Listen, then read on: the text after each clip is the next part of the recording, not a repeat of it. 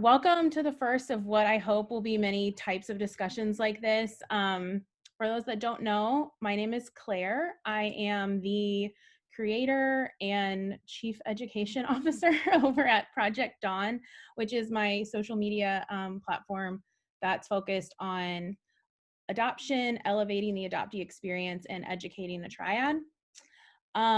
Today, we're going to talk about a topic that affects all members of the triad, but we're going to talk about it specifically from the adoptee perspective. But before I introduce our topic, I wanted to allow these lovely ladies who volunteered their time to join me and talk about this.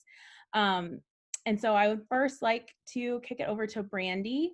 Brandy is a transnational, is that the right word? Transnational and transracial adoptee. And so, Brandy, would you give us like a quick introduction of yourself?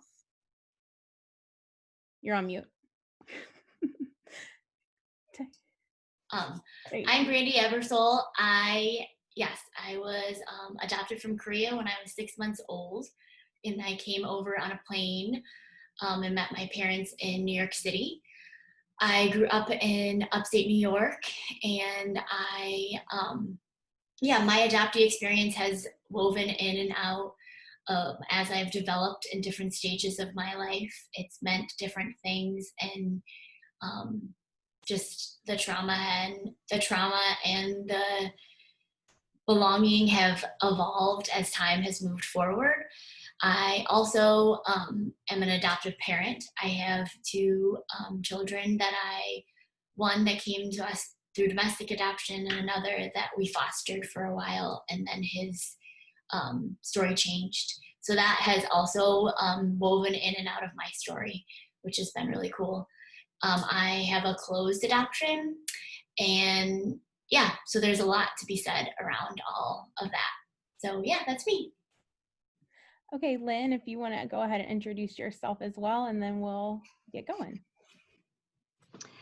Well, hi, I'm Lynn Wood, and I am I'm adopted, and I think I would call my adoption a semi-closed adoption. I always knew I was adopted, but when I discovered through asking questions, I was that adoptee that constantly bugged my mom, wanted to know. My birth mother was actually, up until I was 16 years old, I thought she was a relative, just a relative. You know, I didn't realize she was my birth mother. So I was essentially adopted by my great aunt. And at the age of 16 is when my mom decided to throw that at me, and that was a difficult age to handle all of that. So from there, it just kind of went up and down like a roller coaster ride. Still kind of is.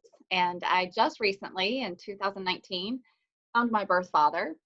After many, many years of questions and wanting to know the answers, the DNA. The DNA test that reveals a lot of skeletons that are in the closet.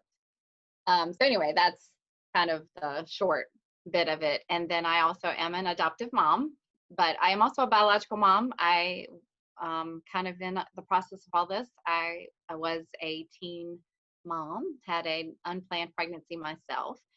And I have a son that is 31 years old. And then we went through with the adoption process, had a lot of failed adoptions. And finally, I got my daughter at the age of 40. And she is a transracial adoptee. So that's my story. And that was a domestic adoption, a private adoption, not through an agency. So there's a lot of ins and outs to all of that. But like Brandy, it's been, I would call it an obstacle course. Just trying to figure out why I think the way that I do, and learning just in the last decade of my life about the trauma and wanting to be better, have a better situation for my daughter, of course, than what I had. So that's pretty much it. Awesome. Well, as I said, my name is Claire. I am an adoptee, a domestic infant adoptee from a closed adoption.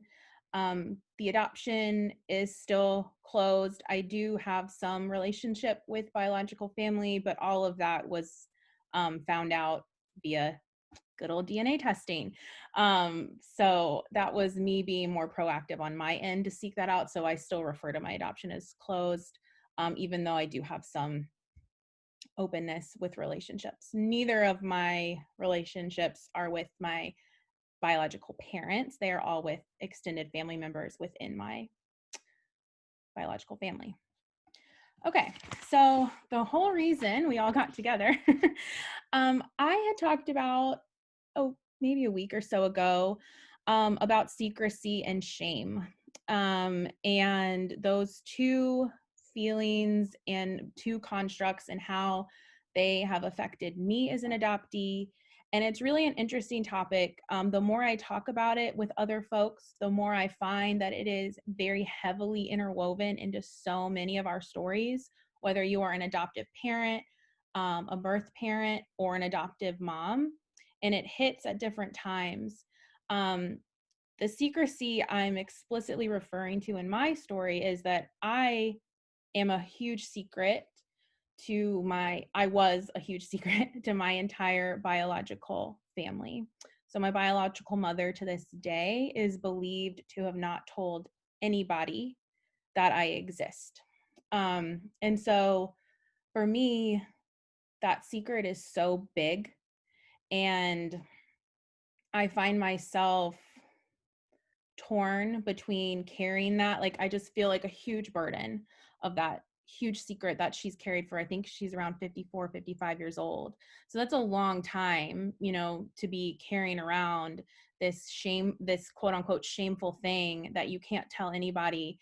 And I think for adoptees, where my mind goes is that shameful thing.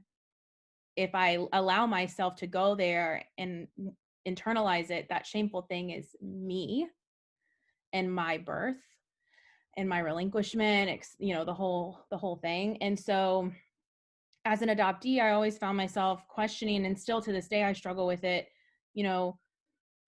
where do I stand in this, and how do I move forward with my life? And it's like, I feel it sometimes, because I'm this huge secret that she has to carry and she has to deal with, like, will I ever be able to like offload the burden of this secrecy and shame? And so I didn't know if you guys, I know of just hearing your stories, Lynn, you especially, hearing other adoptees share that I'm a secret too, or I didn't know about my adoption. If you're a late discovery adoptee, if you could share how secrecy has affected you as an adoptee. And I don't know, Brandy, if you want to go first. Mute. So it was never a secret in my adoptive family that I was adopted. I don't think it would be easy to be a secret, as I'm transracial adoptee, so I don't look like my parents. But I definitely have always struggled with the imaginative mind play that the unanswered has allowed for me to try to fill the gap in the in-between. I think it often involves a lot of like anxiety and just almost sometimes even depression around the facts, that there's no facts, that there's no, like, I'm similar to Lynn, and I'm assuming Claire is like this too, where I love to ask questions. I love to know. And I'm pretty driven to figure out the answer. And so I think as a young child, I often found myself just kind of like bound by the secrecy and not knowing if I had anyone to talk to about it. Because the answer was, we don't know, they don't live here, or we don't speak their language, or this is what we do know, that you were like given up, like you were brought to an orphanage as a baby, and that's all we know. So there wasn't this like clear cut, like there was no filler. And so that really, I think, just made me kind of fixate, but I never was able to really converse with my parents about it because they had their answer and that was as far as it went. but I would play with it in my brain a lot. And then I have searched for my birth parents, and there hasn't been the response. Like my birth mother doesn't want relationship, but in the process of my search, I have figured out that I do have relatives that I was kept a secret from because they have contacted them and not been able to kind of like figure out within their questions if my birth grandfather or my birth aunt, they didn't know, they couldn't remember where my birth mother even was during the season that I would have been born. And so that creates like almost like a second rejection for me, where I'm like, not only do I feel like rejected from the fact that you don't want to know me, but now I'm also rejected in the fact that like you don't share this thing that I happened. And so it was really hard for me to get that news because I felt like there was a glimmer of hope that they were like an open door to more information or to her. And instead it was met with, they don't know. And so it just, yeah, it was really hard. So yeah. Yeah. And so I mean, I'm obviously a domestic infant adoptee, but I relate to so much of that because I sometimes wonder, if I were to even contact anybody in my biological mother's family, like they don't even know I exist. Yeah. And I don't know, it's always something I think about because it's kind of like a form of erasure, like Yeah. you kind of just never happened. Yep. And I think that secrecy of this magnitude, it just kind of like shows up across generations. I think about my own kids who are not, they're biological to me, but they will have questions. I mean, they know that I was adopted, and so they will have questions about, and they'll ask questions. They're little, but they'll still ask questions about my mommy, and where is she, and all of these other things. And um, I struggle answering those questions. So I can't imagine as an adoptive parent having to come up with these answers. But I guess you both are adoptive parents. And so, Randy, you mentioned how, your adoption didn't have a ton of information as a child. Is there anything you think that parents can do to support their adoptees that might be in a similar situation, specifically transnational adoptees that don't have access to a lot of this information? I mean, I know from my family makeup, we do our best to get every single piece of information that we possibly can. And I think when it comes to openness, like there's no, I mean, it doesn't denote the trauma. Openness does not denote that, but it gives clear answer. And I just think that there is so much more authenticity and genuine space for grief and loss when we have those answers and we can put them in front of our kids. In terms of it being for transnational adoptees, I think the best thing that you can do is, again, try to get every bit of information, give them language. I know my adoptees, were trying our best to give them their language of their nationality, and just so that there is that bridge. I think there's a lot of anxiety for me as an adult adoptee to go to Korea and to say, like, I don't even know that I could converse with you. And so there's been a lot of process for me over the years of just grieving that and just being able to be like, but is it still worth it? Is it still worth the connection? And I would say 100% yes. And I mean, I still plan to look again, which is like just who I am, I guess. But for the reason of my kids, right? Like what you're saying, Claire, that idea that this continues to be a part of the generations to come. And so, yeah, I want those answers I also have a biological son. And so I want those answers for him too. So, yeah. Awesome. Lynn, I wanted to kick it over to you because you kind of hinted to your story at the beginning, and it sounded like there was a lot of secrecy involved, especially regarding the identity of your birth mother, and the fact that she was related to you. I mean, not related to you, but within your own family. So do you mind sharing a little bit about secrecy and how it's affected you through your journey? Am I frozen on y'all's end? You're frozen, but we can hear you just fine, so Okay. I haven't messed with it. I don't know how to fix it. So if you tell me what to do, I can fix it. But anyway, um, yeah, it was a secret. And I essentially, for me as an adoptee, where that played a huge role for me was feeling lied to by the people that you're supposed to trust. You know, my mom and I had a very difficult relationship from the beginning.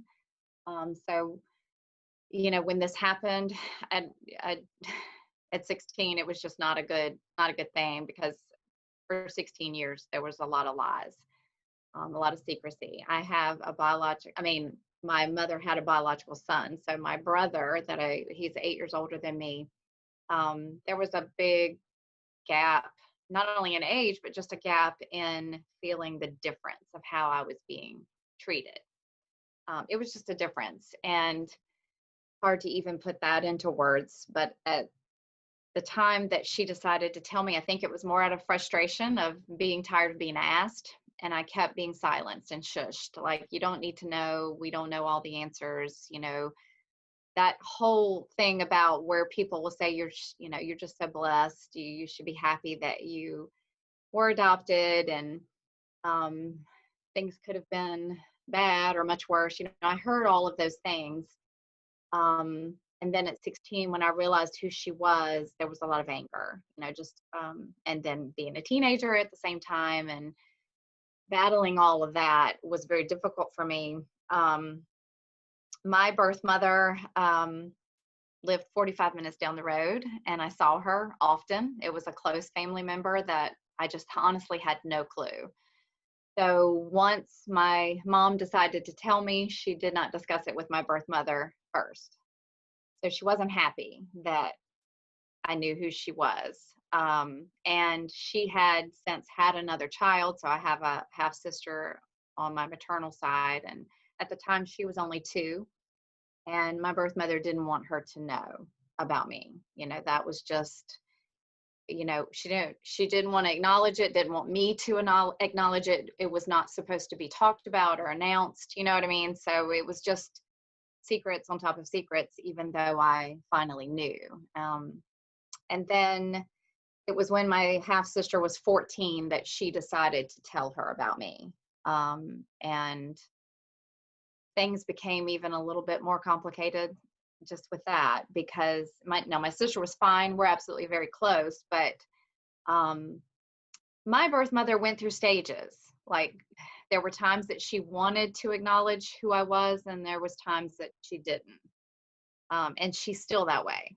She's still, you know, there have been times we've been out at a restaurant and she'll introduce me and my sister both as her daughters, which I never asked her to do. And it takes me back. And then I feel guilty for that because of my mom. Now, my mom has since passed away, but I would have so much guilt just between the two of them once I knew who my birth mother was. So anytime we were all together at a family gathering, I felt uncomfortable. Or if my birth mother, even though my mom wouldn't be with me when she introduced me that way, there was still this guilt of, you know, why would you do that? Because it's disrespectful to my mom. And now, as an adoptive mother, I really feel that way, because I would have a hard time with that if I thought my daughter's birth mother did that. You know what I mean? Like, there was just so many over the years when I think back at different things that have happened and the secrets that, you know, it's like she's willing to take the secret out, but then she wants to put it back in that box. So I don't ever know how to handle it, or what's going to happen from one visit to the next. Now, we've done things together. We spend time together. I see her on a regular basis, but it has been a very just difficult, you know, not knowing when I'm going to be silenced, even still. And family members still do that to me, and you know, I don't know how to handle from one day to the next they don't like me talking about it, to be perfectly honest with you. Even an Instagram post when I found my birth father bothered my birth mother. And our relationship has changed since I have found him, because she, I think in essence, never thought I would. She at one point told me that it was an Italian man that she met on a cruise ship. And so I went searching, I mean, to the point that she gave me a name, and she told me he lived in Bologna, Italy. And so I'm like trying to find this person that, and I've talked to many. I've talked to probably 5 different Italian men that have this name, trying to find out if they were my birth father. And there's so much backstory there that I feel like she knew all along. Even if she didn't know for sure, she knew the possibility, but she never in 49 years mentioned his name. And he was literally right down the road from me. So I'm fortunate that he is still alive, and that I can get to know him. And he didn't know I existed. And he's got 2 daughters. So I have 2 new sisters that have welcomed me with open arms. And that has so far, it's still very new, but so far has been a really positive situation. But the thing with my birth mother has been complicated. And the secrets, I just think that they think those secrets aren't going to come out.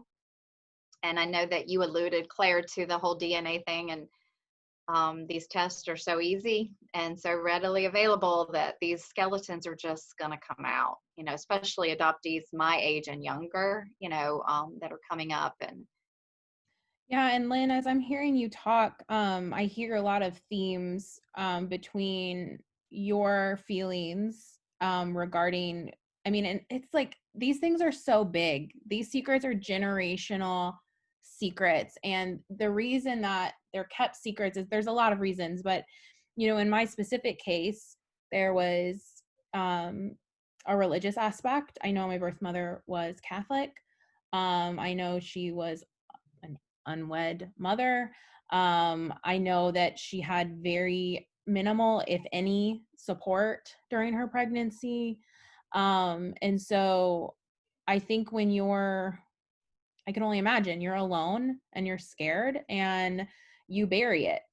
And so when these things start to surface, especially when the daughter you placed comes back and tries to contact you, now you've been living in this space where, I don't exist, right? And so when I'm hearing you talk, Lynn, especially when you mentioned like they take me in and out of the box type thing, I relate to that so much because I'm very much in the secrecy box in my birth mother's side, but on my birth father's side, I'm kind of taken in and out, and when it's convenient, when it's not embarrassing to do so. And so for me as an adoptee, I think that's extremely harmful, because what that tells me is that there's times when I'm adequate and times when I'm, a valuable part of their life. And then there's times when I'm disposable and inadequate, and we can just like shove you back on the shelf. And so I heard a lot of that when you were talking, Lynn. I don't know if I'm interpreting that incorrectly, but No, it's very true. And, it does hurt, and you do feel that self-worth. And there was a lot of trust issues for me, and still is. I'm not a trusting person. And I think that's a common theme with adoptees in general. But the the abandonment, the trust, the all of those things, just wondering where my self-worth was. And my birth mother had left me at the hospital, and social services was going to step in. So that's how it was accidental. It wasn't planned that my great aunt was going to adopt me. There was just my birth mother was upset, obviously crying. She was with her mother, who was my mom's sister. It's kind of complicated, but anyway, she was with her mother. They go to my mom's house, who was her aunt. Does that make sense? So her mother and my mom were sisters.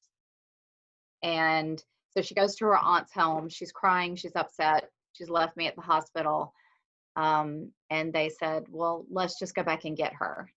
We'll we'll take care of her temporarily till you get on your feet. And then one thing led to another, and they adopted me.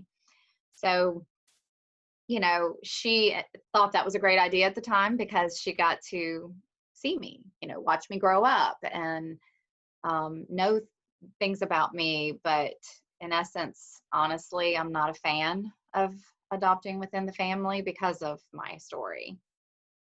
Unless it's open, I guess maybe that would be a better scenario. I'm not sure. And I don't know, Brandy, if you have an open situation with your children. I don't, if you said that, I missed it. With my daughter, it is an open adoption. And so I'm grateful for that. I'm grateful for the situation that I have. I do worry all the time, am I doing this right? And it's a heavy load when you adopt, because in essence, this woman has trusted me, with her child. And Haley's birth mother, or my daughter is Haley. Haley's birth mother is amazing. She's, I cannot say enough good about her. She has her own struggles, but,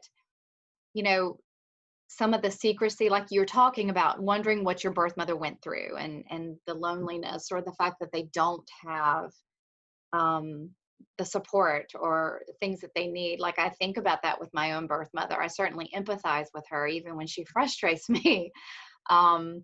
Because I know she didn't get that. She was just sent out to the wolves, basically, like, let's just move on with life. And I don't think she's ever dealt with that. Just like you talked about your birth mother, Claire, I don't think my birth mother ever dealt with the things that she, it's still painful for her, obviously, because of how she's reacting to me finding my birth father. And she won't talk to me. She won't let that vulnerable side of her have a conversation with me. She's just distant with me now. And that bothers me. And I've even seen anger in her, where she don't want to talk about him. She doesn't want to talk about him, doesn't want to know anything about it. She's angry. She's still angry at him 50 years later. And that's sad to me.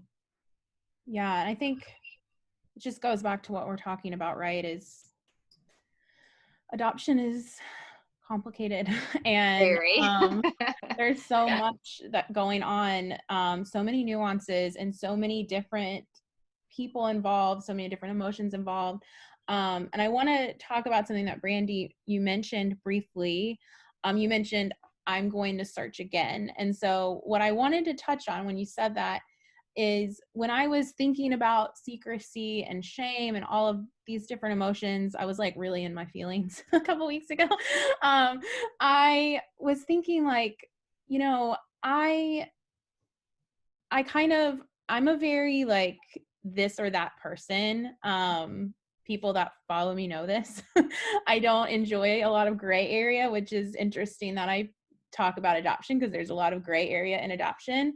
But for me, when I think about this issue with secrecy as it relates to my personal journey, is I've done the search for my birth mother. I was turned down the first time.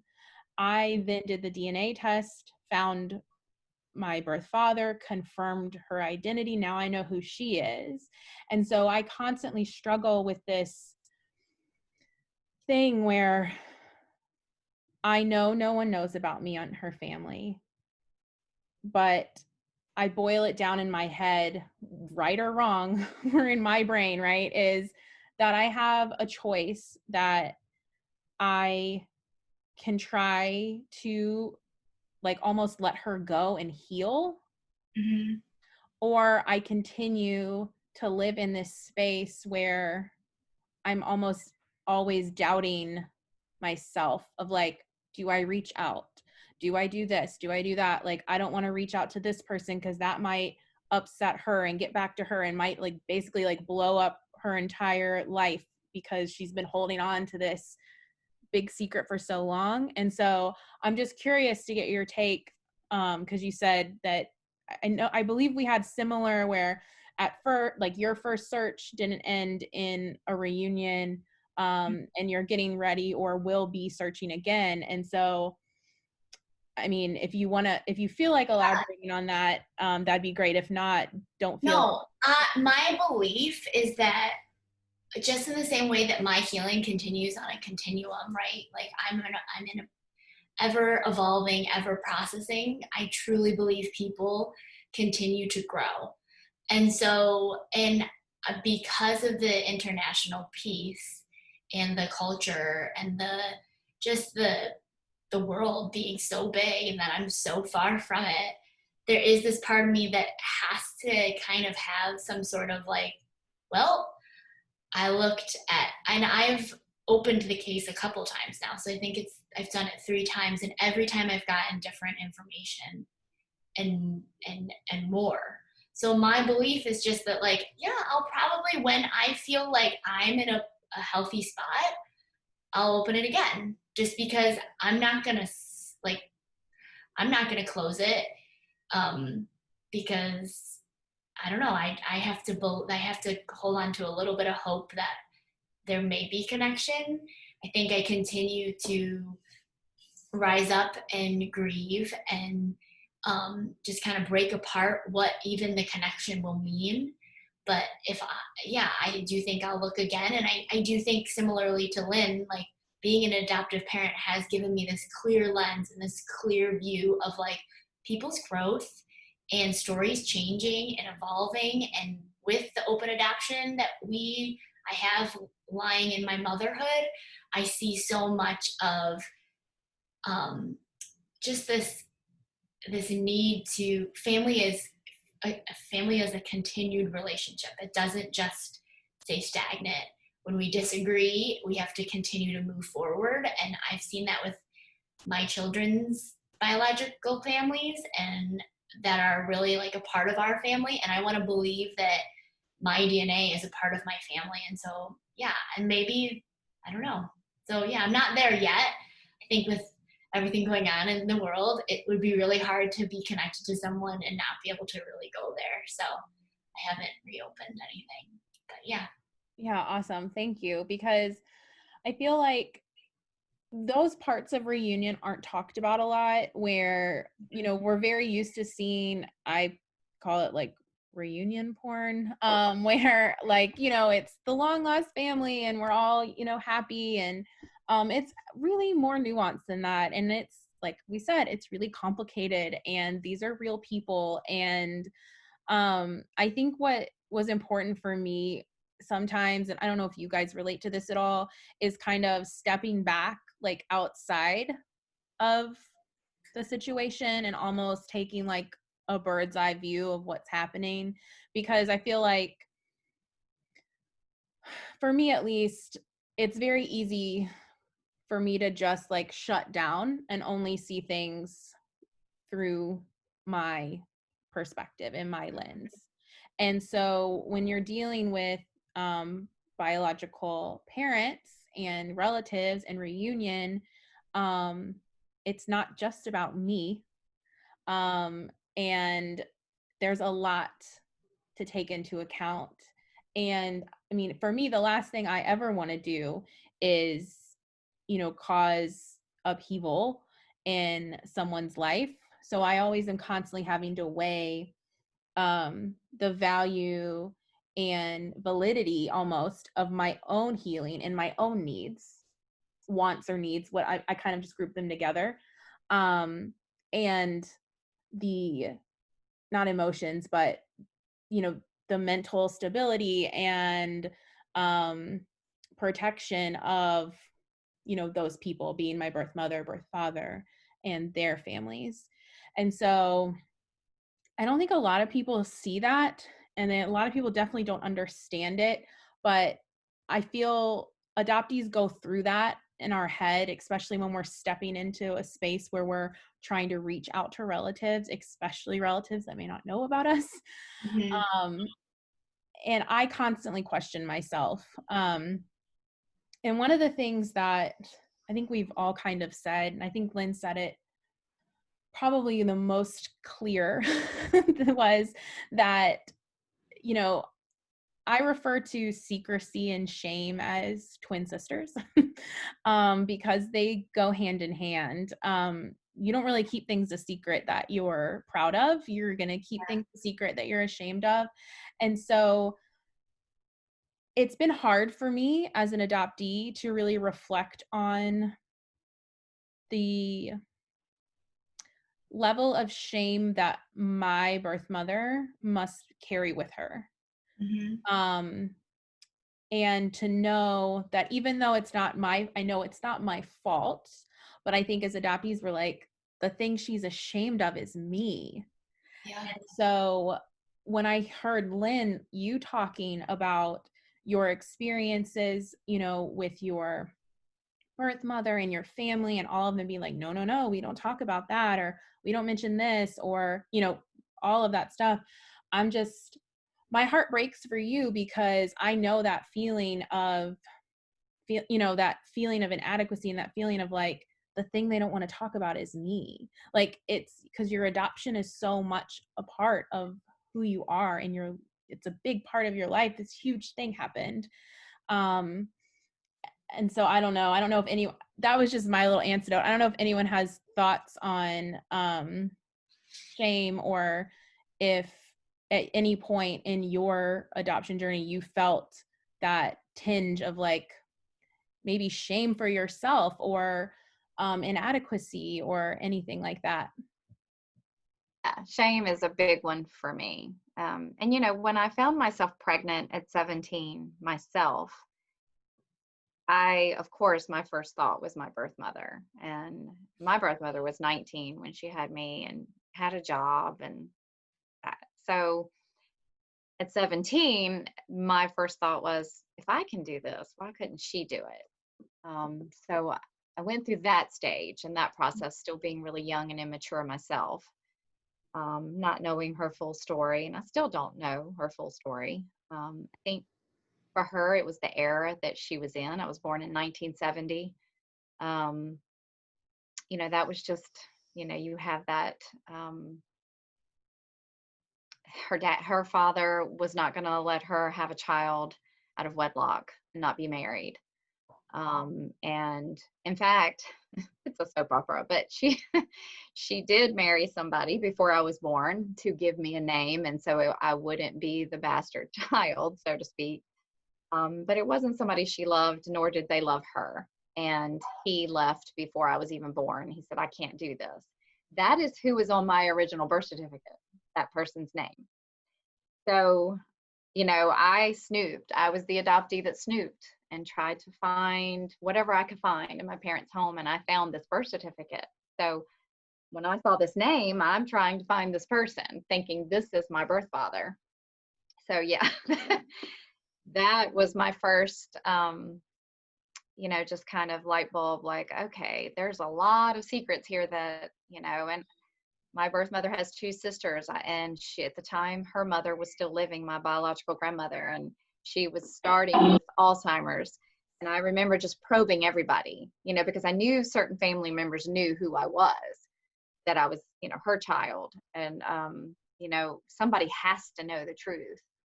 But I was always hushed. And yeah, you do feel like I've never felt, and this is something I hear from other adoptees, I never felt like I belonged in my own family. And I was adopted in my family. You know what I mean? So I still felt like an outsider because of the secrets. Yeah, and I think that goes back to, I always felt different as a child, not because of anything my parents said or did. And I was adopted into a white family. I don't have the transnational, transracial, physical, cultural differences. Right. But it's just a feeling. And I think as a child, I never really understood it. Now as an adult, I've been working through a lot of it, and I've begun to kind of process it and piece it. And make sense of it. And it's been incredibly healing to just feel normal for once. Yeah. Brandy, I don't know if you have anything to add there. Yeah, I do. I think that like the secrecy for me has been a direct like result of me feeling like shame around my adoption story or around like my life in a lot of ways. And I've had to undo a lot of that for myself, where it's like I'm worth way more than your secret. And that like that I think I can tie it back into like my desire to continue to search is that like if I'm the secret, I continue to change and I continue to grow, and I'm a worthy person, not a secret, to be like in relationship or to at least have like eyes view to my genetics. Like I think that that is like bottom line, baseline. What I'm looking for is just to be able to say like, oh, we look alike, or you know, oh, you have these teeth too, great, you know, like there's just like all these little things that I'm sure the two of you have experienced through your childhood and your adulthood that you're just like, there's a it's like a roadblock where you're just like stuck at the roadblock and you can't move necessarily forward, but you can see all of the things right there on the roadblock, like your teeth or your hair or whatever it might be. And so yeah, I find those two things to be really connected. But I'm not ashamed of my life, and so I think that that merits all of that. I'm with you, Claire, and I don't want to blow up someone else's life. And so I respect the way that it's been, and I have found other ways to connect to my culture and my story, and I'll continue to do that. Yeah, I think that that's so important. And I think, I mean, I've said this before, I think to you, Brandy, but you know, my birth mother is at least half Cuban, and I, you know, I feel I'm not there yet where I'm like ready to claim that piece of me. Mm. And one day I think I will get there. But I'm not there yet. And I feel like part of the reason I'm not is because that piece of my DNA doesn't acknowledge me. Mhm. And it's just been hard. Like, it's just been hard for me to sit there and say like, no, like this is part of my heritage. Um, I don't know, but hearing you talk, that was very comforting. There's other ways to do it. um, But it's hard. I'm not going to sit here and say that the shame doesn't continue to, it's laced this, the secret has laced the story. And so that's not going to, and then there's years, what, I'm in my 30s. There's been 30 years of this. So I'm not preparing myself to undo those 30 years of being a secret. I'm prepared to create connection for the next 20, maybe. And then I have like, you know, continents to try to be connected. So it's always like a ever growing thing, but I'm not going to hide. And I think that that's what secrecy tells you to do, is to hide. And I'm just not. yeah, it tells you to hide and it tells you to just be quiet and give up. Yep. And neither of those are very good options for adoptees. And I love what you said, like you're not or you're not here to undo the 30 years of secrecy. You know, you're kind of going to create relationship and move forward.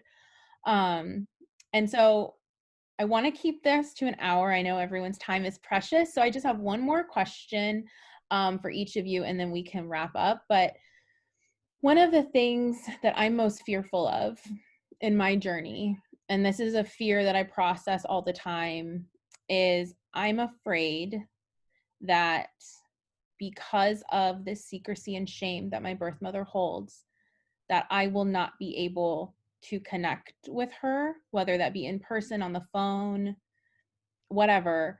I'm That's my biggest fear, is something will happen to her and I will never get the opportunity to meet or connect with her. Um, and it's one of those things that I think it's why I keep trying. Because I want that for myself, but I also want her to know that, like, despite all of this stuff, all of this noise, all of this complication, all of this emotion, all of this shame, and all of it, despite all of this, that, you know, she very much matters to me in my life. And I don't know, that's just my biggest fear, that I won't ever get to tell her that. And I don't know, no one has to answer this question, but you know, do you have a fear, like with an unresolved fear or something in your adoption journey, in your personal adoption story, that you would be willing to share? And if not, that's fine too.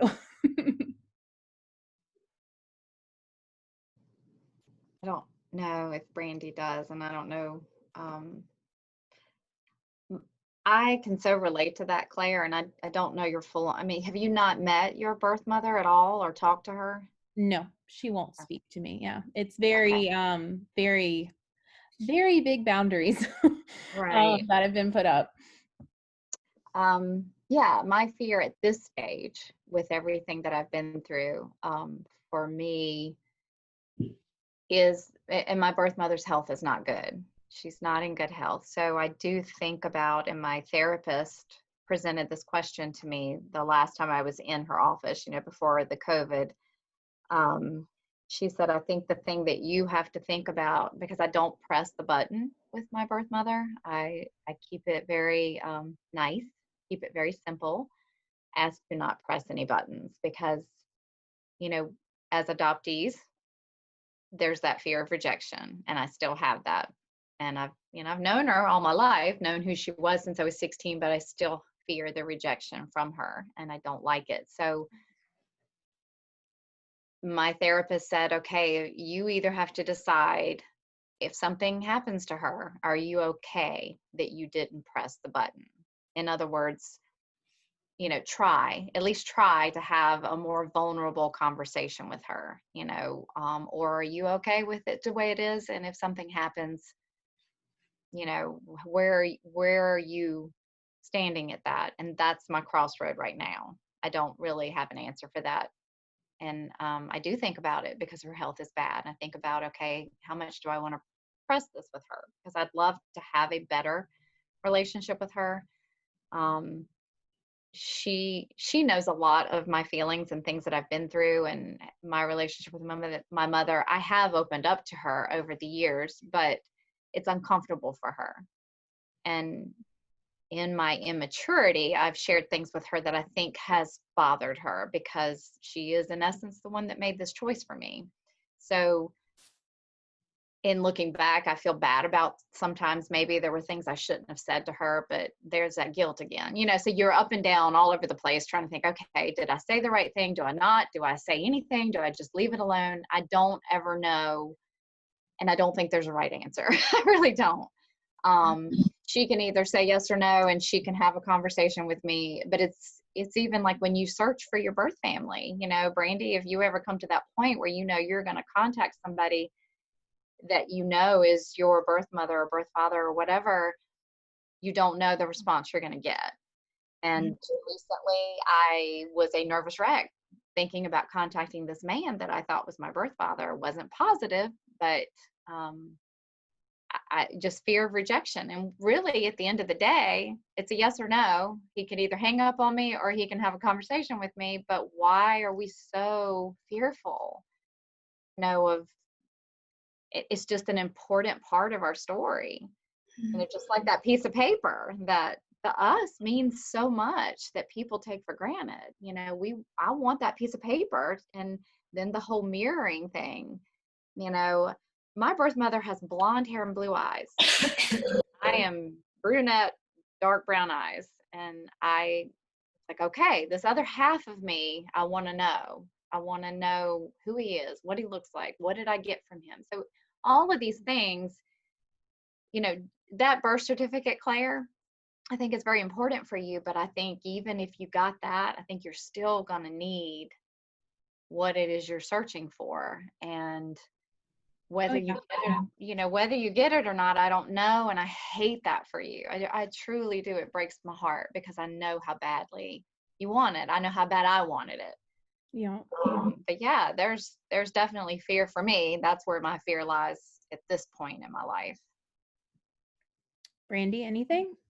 Yeah, I mean, I fear a lot of different things, but I think the biggest, similarly to you, Claire, is that I won't get to meet anyone. Um, but I do think that some of that fear has begun to break apart as I've met my son, my biological son, which sounds really weird, but there has been a lot of healing for me where I'm able to see myself in someone else and my husband. But there is this part of that that has made the sound of the wonder amplified so much louder, but at the same time, like, calm the water. I think for a long time, that idea that I'm running out of time made for this like exasperation and this like just like I've got to do this, And I think that there has been a current that now rides my story in a different way, um, in that I'm not running out of time, and that I will go to Korea, and that I may or may not meet a biological sibling, but that my DNA doesn't, it is that connection with these people, but it also carries so much more.